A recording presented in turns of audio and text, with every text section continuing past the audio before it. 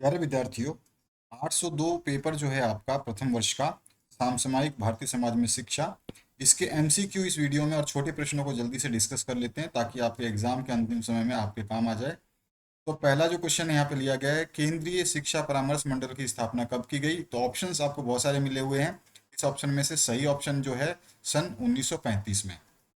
भारत में जाति का आधार क्या है। तो भारत में जाति का आधार जो है जन्म को माना जाता है।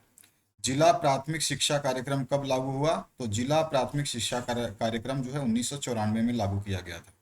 विश्व स्तर पर संयुक्त राष्ट्र संघ की स्थापना कब की गई। तो आंसर हो जाएगा सन 1945 में विश्व स्तर पर संयुक्त राष्ट्र संघ की स्थापना की गई।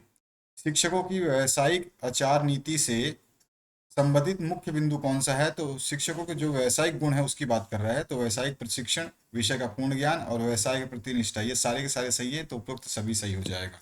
यहाँ पर इसका इंग्लिश वर्जन क्वेश्चन है, आप यहाँ पे इंग्लिश में भी देख सकते हैं और आंसर वही होंगे जो वो अभी हमने ऊपर देखे हैं। आगे देख लेते हैं, ये और क्वेश्चन हैं, ठीक है। अब आइए यहाँ पर खालिस्तान की बात करते हैं। एनसीईआरटी में सरकार द्वारा मनोनीत सदस्यों की संख्या खालिस्तान होती है तो 12 होती है। यहाँ पे ऑप्शंस दिए गए हैं, आपके एग्जाम में ऑप्शन आए ना आए ये कोई गारंटी नहीं है।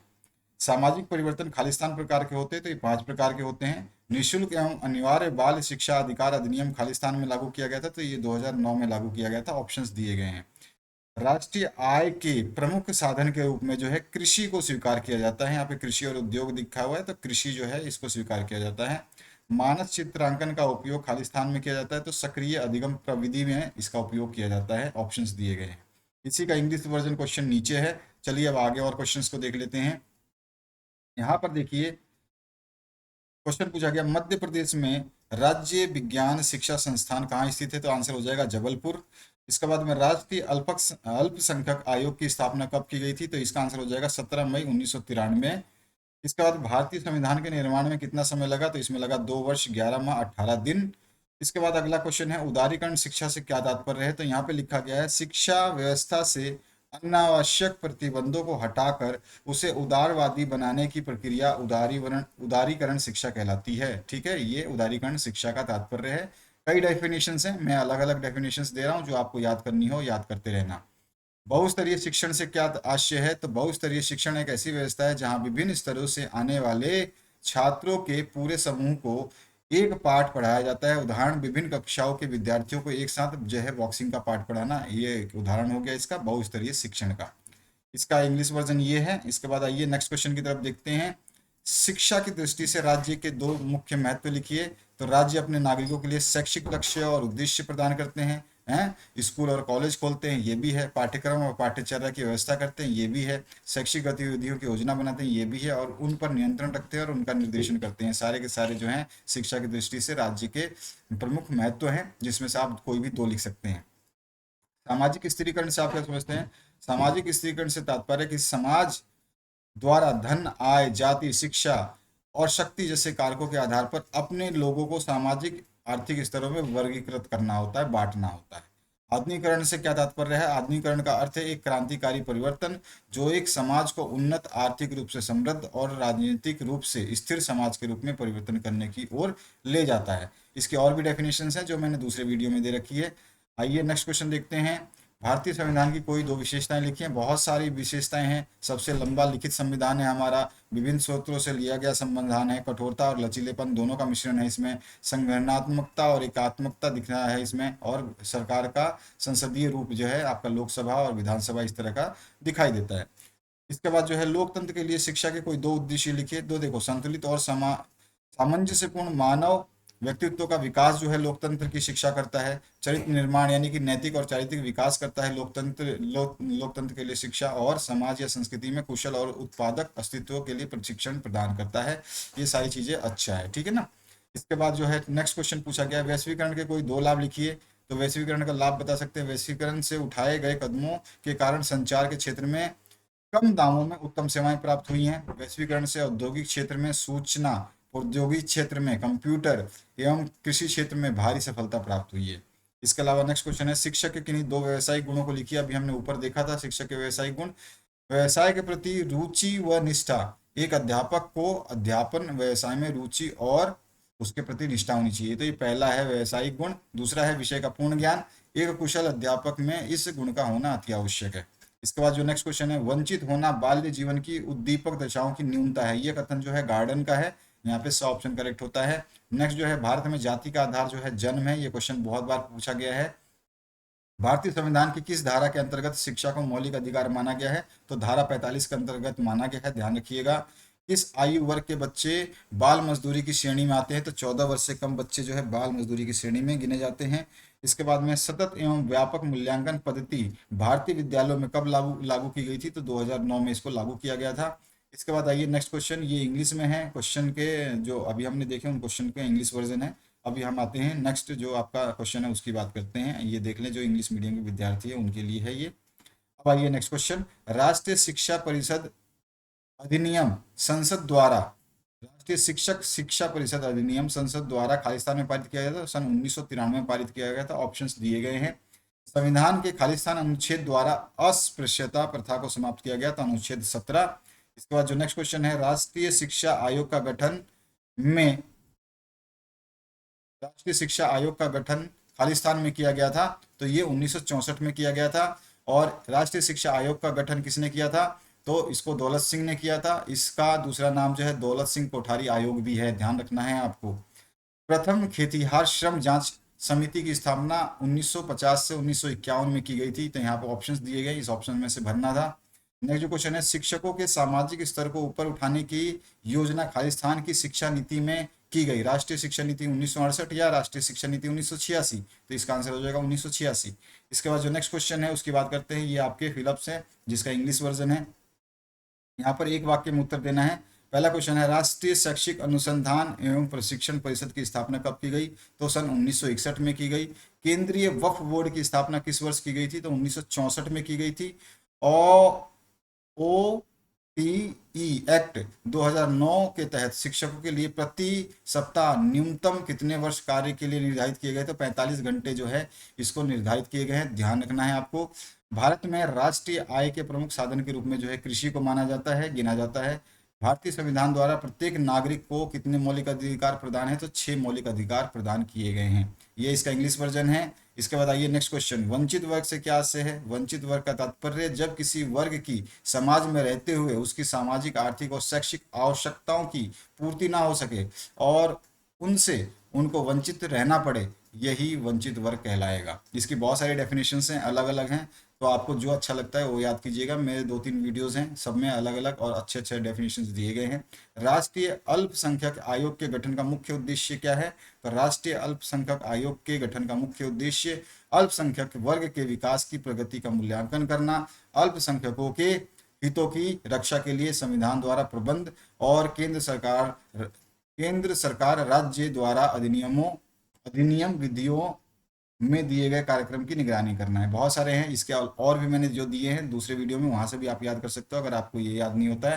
शालेय संस्कृति से क्या समझते हैं? शालेय संस्कृति शब्द आमतौर पर उन विश्वासों, धारणाओं, रिश्तों, दृष्टिकोणों और लिखित और अलिखित नियमों को संदर्भित करता है, बताता है, जो स्कूल के कार्य करने के हर पहलू को प्रभावित करते हैं। इसके बाद आइए नेक्स्ट क्वेश्चन, सामाजिक न्याय से क्या समझते हैं? सामाजिक न्याय से आज से ऐसे न्यायपूर्ण समाज की स्थापना से है जिसमें सामाजिक आर्थिक विषमताएं न्यूनतम हो, कम हो, समाज समावेशी हो और संसाधनों का वितरण सर्वमान्य स्वीकृति के आधार पर हो, यानी सभी के लिए हो। लोकतंत्र का क्या अर्थ है? परिभाषा देनी है। लोकतंत्र का शाब्दिक अर्थ होता है लोगों का शासन। तो आपसे पूछ लेता है लोकतंत्र का शाब्दिक अर्थ लिखिए, तो लोगों का शासन होता है। अब्राहम लिंकन ने जो परिभाषा दी थी वो सबसे अच्छी परिभाषा है, लोकतंत्र जनता का, जनता के लिए और जनता द्वारा शासन है। इसके बाद जो नेक्स्ट क्वेश्चन है, उदारीकरण शिक्षा से क्या समझते हैं? तो शिक्षा व्यवस्था से अन्य आवश्यक प्रतिबंधों को हटाकर उसे उदारवादी बनाने की प्रक्रिया उदारीकरण शिक्षा कहलाती है। देखो अभी अभी हमने ऊपर भी पढ़ा था, उसकी डेफिनेशन थोड़ी सी अलग है, इसकी डेफिनेशन थोड़ी सी अलग है। जो आपको याद होता है वो डेफिनेशन आपको याद करनी है, क्योंकि आपके चैप्टर में, आपके बुक्स में बहुत सारी डेफिनेशन हैं एक ही क्वेश्चन के।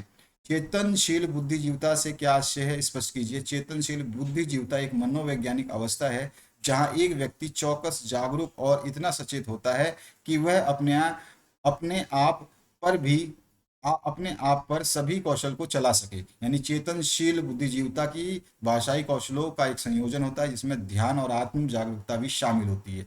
इसके बाद जो है, राष्ट्रीय अध्यापक शिक्षा परिषद NCTE स्थित कहाँ पर है, तो नई दिल्ली में स्थित है ये। भारत में जाति का आधार मैंने बताया जन्म होता है। निःशुल्क एवं अनिवार्य शिक्षा अधिनियम जो है 2009 में पारित किया गया था। राष्ट्रीय पाठ्यचर्या रूपरेखा 2005 की समस्याएं क्या हैं, तो भाषाओं की समस्या भी है, सामाजिक समस्या भी है, शिक्षक संबंधी समस्याएं भी है, तो उपरोक्त सभी सही हो जाएगा। कार्य के बाद शिक्षक का मुख्य दायित्व क्या है, तो कार्य का मूल्यांकन करना उसका मुख्य दायित्व है। इसके बाद आइए नेक्स्ट क्वेश्चन देखते हैं, ये आपके जो है एमसीक्यूज हैं इंग्लिश वर्जन में। यहाँ पर दिया गया है केंद्रीय शिक्षा परामर्श मंडल CABE की स्थापना सन 1921 में हुई थी। ऑप्शंस यहाँ पे दिए गए हैं। उसके बाद जो नेक्स्ट है, सामाजिक स्थिरीकरण का जैविक आधार जो है व्यवसाय है। ठीक है, जैविक आधार क्या है, व्यवसाय है। सामाजिक स्थिरीकरण की बात हो रही है। उसके बाद जो नेक्स्ट क्वेश्चन है, यहाँ पूछा गया है जिला प्राथमिक शिक्षा कार्यक्रम सन 1994 से लागू हुआ था और संयुक्त राष्ट्र संघ की स्थापना 1945 में की गई थी। विद्यालयों में पोर्टफोलियो का संबंध विद्यार्थियों से होता है। ठीक है, पोर्टफोलियो किसके बनाए जाते हैं, विद्यार्थियों के बनाए जाते हैं। ये इसका इंग्लिश वर्जन है। अब एक शब्द में उत्तर देना है। मध्य प्रदेश में राज्य शिक्षा संस्थान कहाँ स्थित है, अभी हमने पढ़ा जबलपुर में है। आधुनिकरण का शाब्दिक अर्थ क्या होता है, आधुनिकरण का होता है शाब्दिक अर्थ बदलाव या परिवर्तन। भारत में स्कूल चलो अभियान कब शुरू किया गया था, तो ये शुरू किया गया था जुलाई 2000 में। वैश्वीकरण की कोई दो विशेषताएं लिखिए, तो आपको बहुत सारी विशेषताएं मैंने बता रखी है। उसके बाद जो है FLN यानी कि इसका पूरा नाम बताना है, तो उसको बोलते हैं फंडामेंटल लिटरेसी एंड न्यूमरेसी, यानी मूलभूत साक्षरता और संख्यात्मकता। इसके बाद आइए नेक्स्ट क्वेश्चन जो है शिक्षा के, यह इसका इंग्लिश वर्जन है जो विद्यार्थी इंग्लिश मीडियम से हैं। शिक्षा के अवसरों की समानता से क्या आशय है, तो शिक्षा के अवसरों की समानता का अर्थ है कि सभी विद्यार्थी को समान पहुंच तथा जाति वर्ग प्रदेश धर्म लिंग आदि के भेदभाव के बिना समान अवसर प्राप्त हो शिक्षा के। इसके बाद जो है केंद्रीय शैक्षिक प्रौद्योगिकी संस्थान CIET स्थित कहाँ पर है, दिल्ली में है। आधुनिकरण संबंधी प्रक्रियाओं को 4 पक्षों में किसने बांटा था, तो प्रोफेसर योगेंद्र सिंह ने बांटा था, ध्यान रखिएगा। निःशुल्क एवं अनिवार्य बाल शिक्षा का अधिकार अधिनियम जो है 2009 में पारित हुआ था। वैश्वीकरण का प्रमुख उद्देश्य जो है आर्थिक समानता लाना, उदारीकरण करना, अंतर्राष्ट्रीय सहयोग करना, सारे के सारे सही हैं, तो उपयुक्त सभी सही होगा।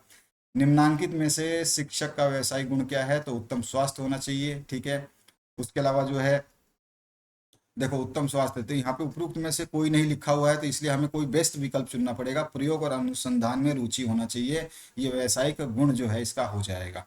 ठीक है, इसके बाद जो नेक्स्ट क्वेश्चन उसकी बात करते हैं। यहाँ पर ये इंग्लिश वर्जन है इसके, तो ये इंग्लिश वर्जन के क्वेश्चन हैं। अब आते हैं हम खालिस्तान की पूर्ति करेंगे। राष्ट्रीय अल्पसंख्यक आयोग की स्थापना सन 1993 में की गई थी।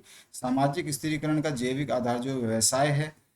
The curriculum for the 10 year school दस्तावेज प्राथमिक शिक्षा से संबंधित है।